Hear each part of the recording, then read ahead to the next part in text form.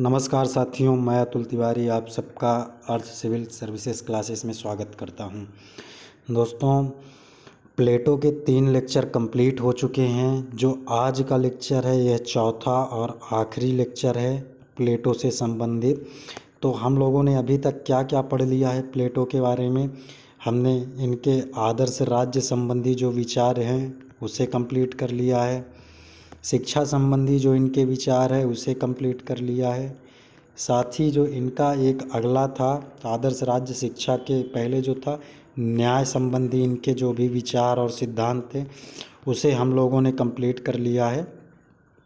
और आज के हमारे लास्ट लेक्चर में जो हम कंप्लीट करने जा रहे हैं वह क्या है, नैतिकता संबंधी जो इनके विचार हैं और इसके साथ ही साम्यवाद का सिद्धांत। तो साम्यवाद के बारे में आज हम जानेंगे कि क्या इनकी विशेषता रही है, आखिर साम्यवाद क्या है और इसकी कमियां क्या क्या हैं। इसके साथ हम प्लेटो का योगदान देखेंगे या महत्व देखेंगे।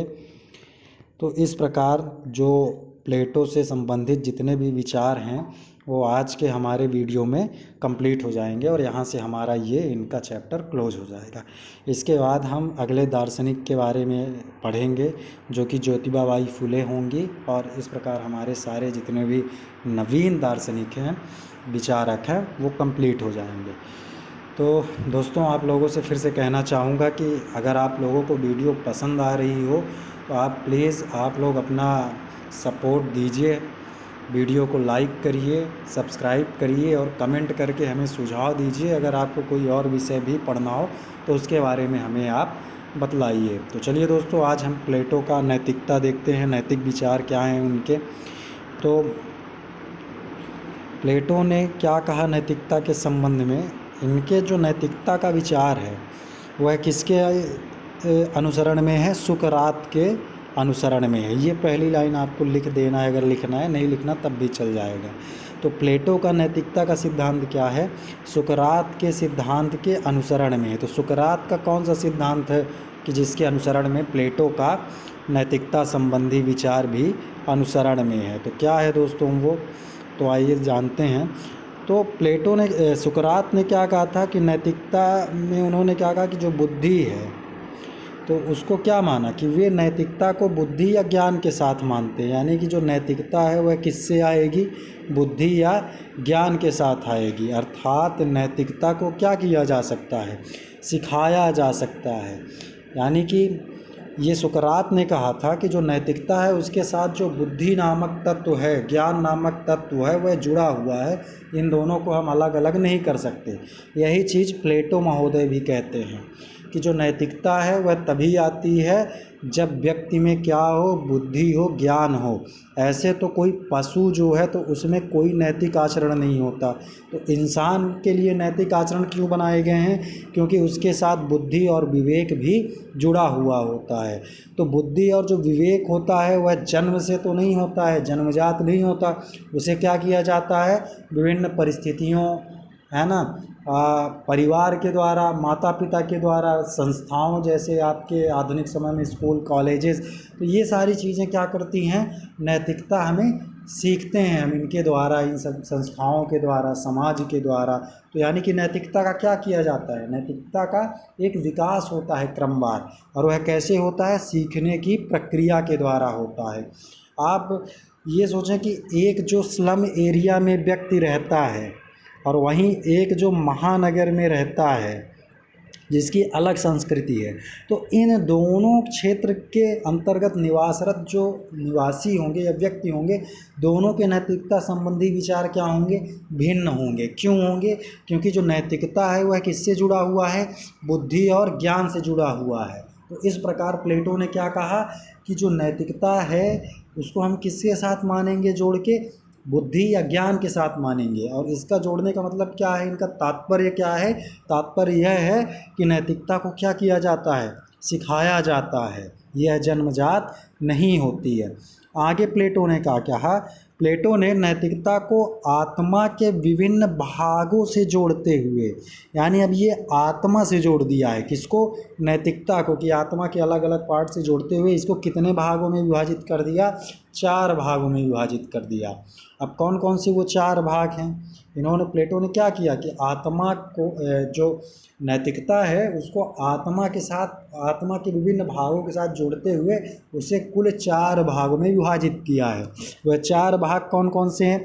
पहला है बुद्धि या विवेक, दूसरा शूरता या वीरता, आप वीरता याद रख सकते हैं या शूरता याद रख सकते हैं। यह क्या है? प्लेटो के नैतिकता संबंधी विचार हैं, जिसमें पहला बुद्धि या विवेक, दूसरा वीरता, तीसरा आत्मसंयम और चौथा क्या है?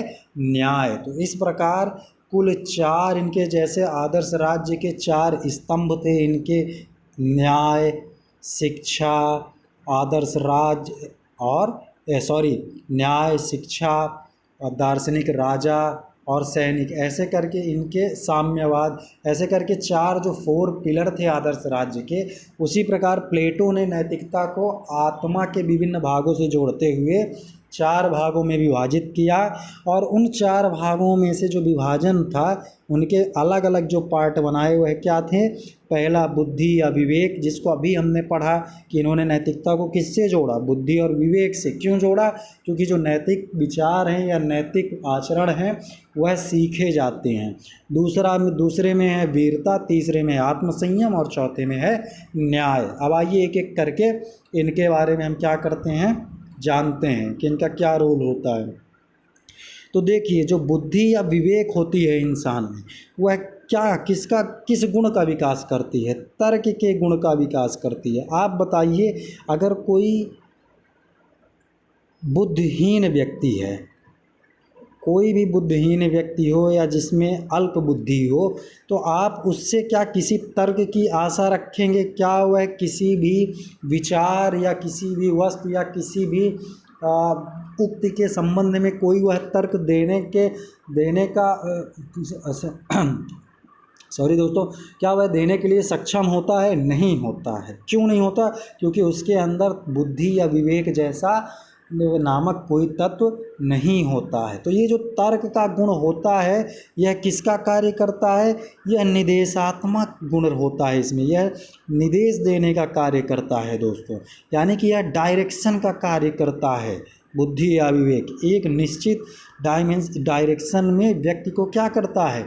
निर्देशित करता है, उसको पथ बतलाता है कि उसे यह कार्य इस प्रकार का कार्य करना चाहिए, यानी कि उसमें उचित और अनुचित के बीच भेद करने की तर्क शक्ति को पैदा करता है। जब वह उचित या अनुचित दो में से किसी भी डायरेक्शन को चूज़ करता है या किसी भी विकल्प को चूज़ करता है, तो वह क्या करता है? एक दिशा निर्धारित करता है। तो मतलब उसको एक निर्देश मिलता है कि उसे इसके लिए यह कार्य करना चाहिए। तो इस प्रकार जो बुद्धि या विवेक होता है उसमें तर्क का गुण होता है, और इस तर्क के गुण के कारण कैसी उसमें गुण उत्पन्न होता है? निर्देशात्मक गुण उत्पन्न होता है। इसके बाद जो अगला उनका है वह शूरता या वीरता से है। नैतिकता का जो सिद्धांत है ये आत्मा के अलग अलग पार्ट से लिया गया है। तो पहला तो हो गया बुद्धि या विवेक, दूसरा वीरता। तो वीरता में किस प्रकार के गुण होते हैं? तेजस्विता का गुण होता है, तेजस्विता का, उत्साह का गुण होता है। तो इससे क्या होगा? तर्कड़ बुद्धि को ये बनाए रखता है, यानी कि बिना उत्साहहीन व्यक्ति जो होगा, उत्साहहीन व्यक्ति होगा वह क्या करेगा? एक समय के तक तो तर्क करेगा, लेकिन उसके बाद वह क्या करेगा?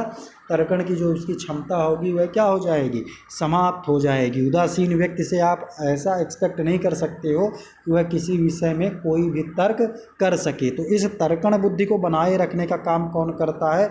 वीरता या शूरता, अर्थात उत्साह। तीसरा जो उनका है नैतिकता संबंधी सिद्धांत वह क्या है? आत्मसंयम। आत्मसंयम क्या करता है दोस्तों? मनोवेगों का नियंत्रण करता है। मनोवेगों का अर्थ मतलब क्या है? भावनाओं को। आत्मसंयम ही वह एक चीज़ है जो भावनाओं को हमारे क्या करती है? नियंत्रित करती है। तो भावनाओं को नियंत्रित करने वाला अर्थात मनोवेगों का नियंत्रण करने का गुण किसमें होता है? आत्मसंयम में होता है। तो कैसे होता है? तो ये क्या करता है? प्रवृत्ति को नियंत्रित करता है। अब आप बताइए, किसी व्यक्ति में, या जैसे कोई दार्शनिक राजा है तो आखिर है तो वह भी इंसान, तो क्या ऐसा नहीं हो सकता है कि उसके अंदर लालसा की प्रवृत्ति ना आए? जाहिर सी बात है कि उसके अंदर भी लालसा, काम, क्रोध, ये जितने भी मनोभाव हैं इनकी क्या होगी, उत्पत्ति होगी। लेकिन जो प्लेटो हैं उन्होंने क्या किया है, परिवार और संपत्ति का साम्यवाद दिया है, जिससे दार्शनिक राजा के लिए लालसा, काम, ये सारी चीज़ें क्या हैं, निषिद्ध हैं। तो इसको वो कैसे नियंत्रित करेगा इनको, तो वह आत्म संयम से नियंत्रित करेगा। किससे करेगा, आत्म संयम से। उसका किसी भी वस्तु की तरफ अधिक झुकाव नहीं होगा, वह न्यूट्रल वे में चीज़ों को क्या करेगा, देखेगा। अगला क्या है, जो चौथा इनका न्याय संबंधी सिद्धांत है वह क्या है, नैतिकता संबंधी न्याय है। क्या है दोस्तों, न्याय। तो न्याय क्या करता है दोस्तों, न्याय कर्तव्य का बोध कराता है। ये प्लेटो ने ही सिद्धांत दिया था न्याय में अपने, कि प्रत्येक व्यक्ति अपने अपने कार्यों को अपने अपने स्थान पर करते हुए बिना किसी अन्य के कार्यों में हस्तक्षेप किए करे, तो उसे हम क्या कहते हैं, न्याय कहते हैं। तो ये कैसे कोई व्यक्ति अपने अपने कार्यों को करेगा और किसी अन्य के कार्य में हस्तक्षेप नहीं करेगा, जब उसे अपने कर्तव्य का क्या होगा, बोध होगा। हमने शिक्षा संबंधी इनके विचार में पढ़ा था कि कर्तव्य का बोध कहाँ से आता है, शिक्षा से आता है, ज्ञान से आता है। तो ये इनका जब कर्तव्य का बोध होगा किसी व्यक्ति पर, तो वह क्या करेगा, अपने अपने दायरे में, अपने क्षेत्र में रहते हुए वह केवल अपना कार्य करेगा, ना कि अपने अधिकारों का अतिक्रमण करते हुए किसी अन्य का कार्य करेगा। तो इससे क्या हो जाएगा, उचित के मध्य सामंजस्य हो जाएगा। अब आपको पता है कि प्लेटो ने क्या किया है, प्लेटो ने मनुष्य की प्रवृत्ति के आधार पर उसे 3 वर्गों में विभाजित किया था। कौन कौन से वो 3 वर्ग हैं, पहला उन्होंने प्रवृत्ति क्या क्या बतलाई, लालसा। फिर दूसरा उन्होंने कौन सा बतलाया था, वीरता या उत्साह का बतलाया था, या आप कह सकते हो साहस। और जो तीसरा उन्होंने व्यक्ति में प्रवृत्ति बतलाई थी वह क्या था, बुद्धि या विवेक। और इन तीनों में उन्होंने क्या किया था, व्यक्ति को विभाजित किया था इन प्रवृत्तियों के आधार पर, कि पहला वर्ग उत्पादक ये अंतिम वर्ग है, और उत्पादक कहलाएगा लालसा वाला। जिसमें साहस होगा या उत्साह होगा वह सैनिक वर्ग में जाएगा, यह आदर्श राज्य का द्वितीय वर्ग है। और जिसमें बुद्धि या विवेक होगा वह क्या होगा, शासक होगा, दार्शनिक।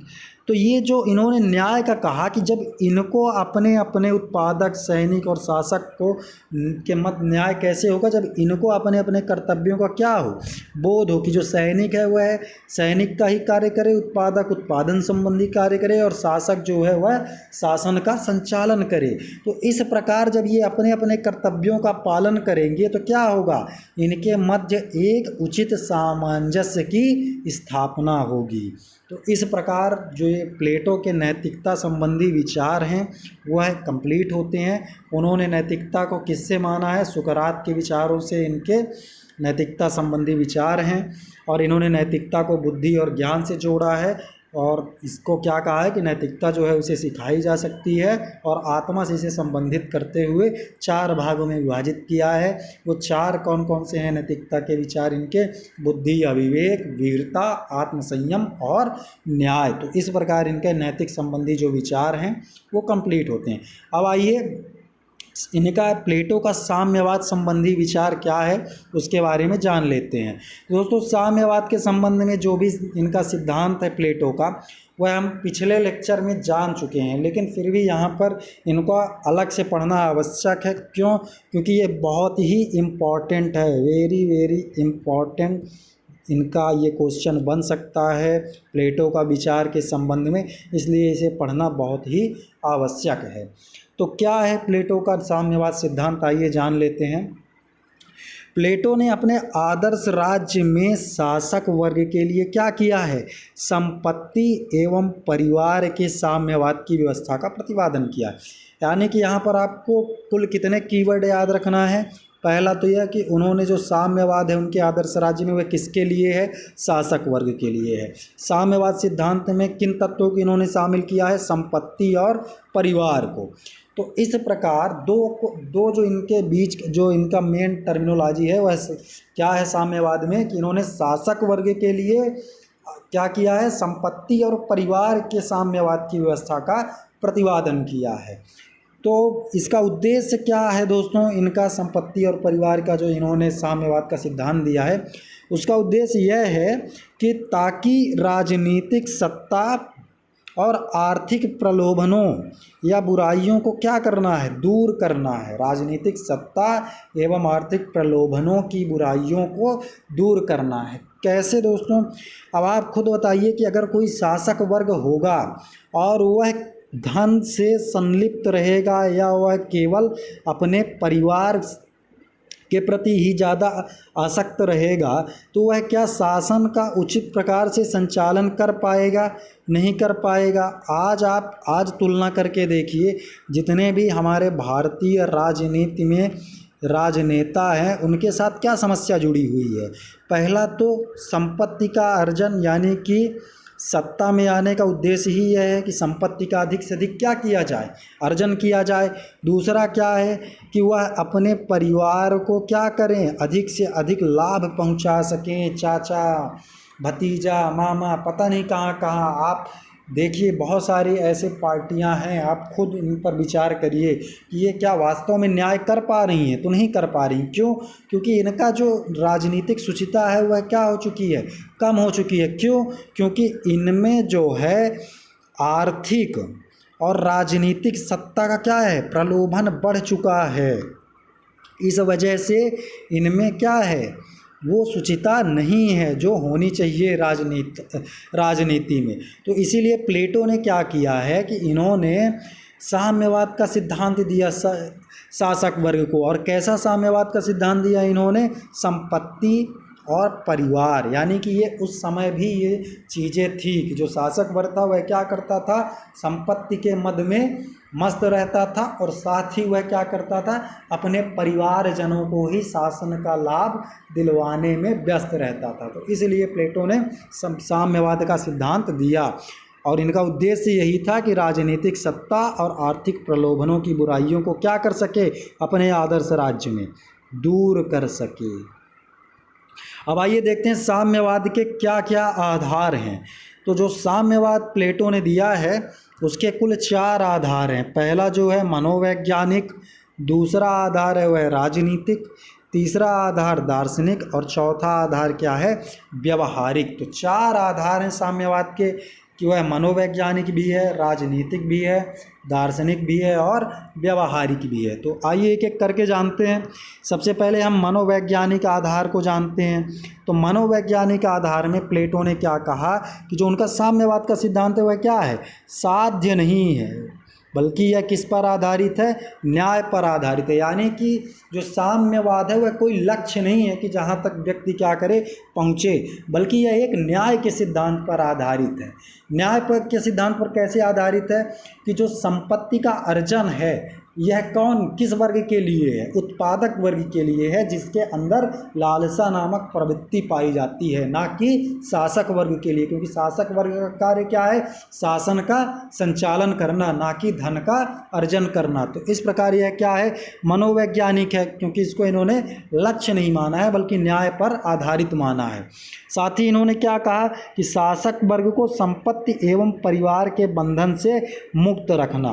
तो यह एक न्याय ही हो रहा है दोस्तों कि शासक वर्ग अपना कार्य करेगा। कौन सा कार्य करेगा, शासन का संचालन, ना कि संपत्ति का अर्जन, और किसी भी अन्य व्यक्ति के कार्यों पर क्या हस्तक्षेप भी नहीं होगा। तो इसलिए उन्होंने शासक वर्ग को संपत्ति और परिवार के बंधन से मुक्त करने के लिए क्या किया, साम्यवाद का सिद्धांत दिया। तो यह किस पर आधारित है, मनोवैज्ञानिकता पर आधारित है।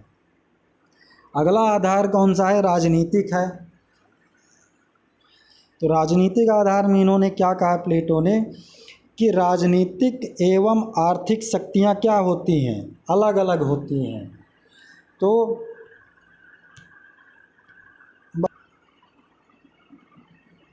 दोस्तों क्या कहा, राजनीतिक संबंधी जो इनके विचार थे, तो इन्होंने राजनीतिक आधार कैसे होगा, ये राजनीतिक एवं आर्थिक शक्ति को यहाँ पर ये क्या कर रहे हैं, अलग अलग कर रहे हैं। राजनीतिक शक्ति कैसे अलग हो रही है कि शासक वर्ग क्या करेगा, शासन का कार्य करेगा। क्यों? क्योंकि इन्होंने परिवार और अर्थ संबंधी जो या संपत्ति संबंधी जो है तो साम्यवाद का सिद्धांत प्रतिपादित किया था। तो अर्थ संपत्ति और परिवार किस में आ जाएगा, आर्थिक में आ जाएगा। और इसको यह शासक वर्ग से क्या करते हैं, अलग करते हैं, यानी कि शासक वर्ग और आर्थिक यानी कि जो उत्पादक वर्ग है, इन दोनों को अलग अलग करने से क्या हो रहा है, राजनीतिक और आर्थिक शक्तियाँ अलग हो रही हैं। इससे क्या होगा, इससे जो है कार्यकुशलता में वृद्धि होगी। तो अब कार्यकुशलता में कैसे वृद्धि होगी, फिर वही है कि कार्यों में क्या आ जाएगा, सामंजस्य आ जाएगा कि जिस वर्ग के लिए जो कार्य निर्धारित है वह वही कार्य करेगा। अगला इनका जो आधार है वह क्या है, दार्शनिक है। दार्शनिक कैसे है कि केवल इन्होंने शासक और सैनिक वर्ग के लिए ही साम्यवाद का सिद्धांत दिया है, ना कि उत्पादक वर्ग के लिए।